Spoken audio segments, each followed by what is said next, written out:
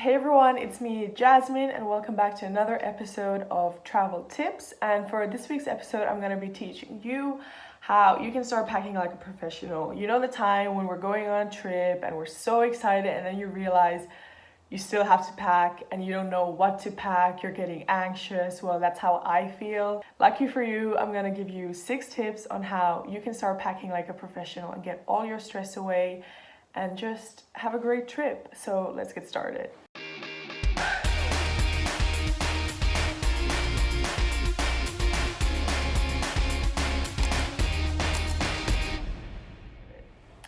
For the first tip is to create a packing list. This is one of the most important tip because without making a packing list, it's kind of like going to a grocery store.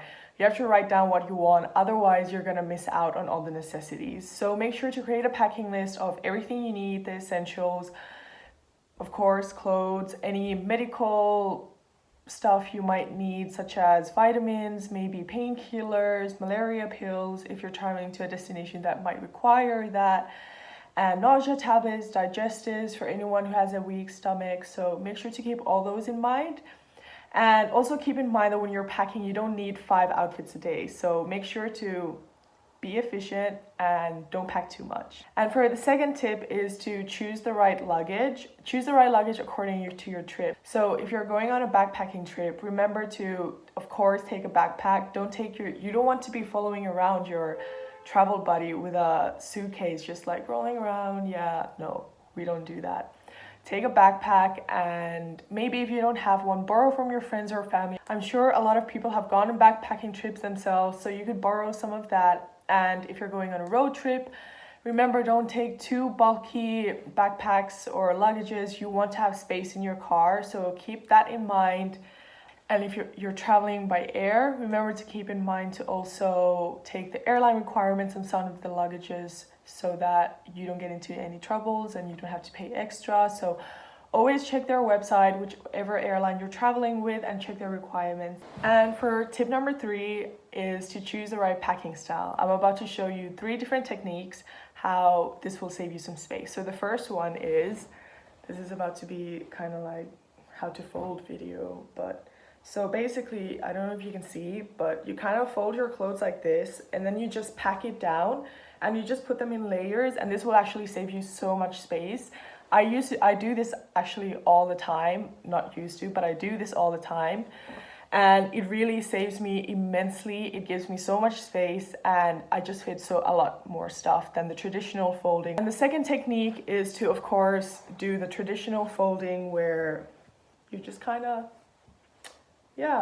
and then you just layer them up on top of each other. And of course, it's not going to save you as much space as rolling it up, but of course this still works. So the third technique is for those who we call creative chaotic. A creative chaotic are those people who we see throwing their clothes in the luggage and, has no order, but we don't judge because there is order in every mess and that should not be disturbed, and we'll let them be. For tip number 4 is to use your hand luggage correctly, especially if you're traveling by airline. Take full advantage of that. Some airlines even let you take 2.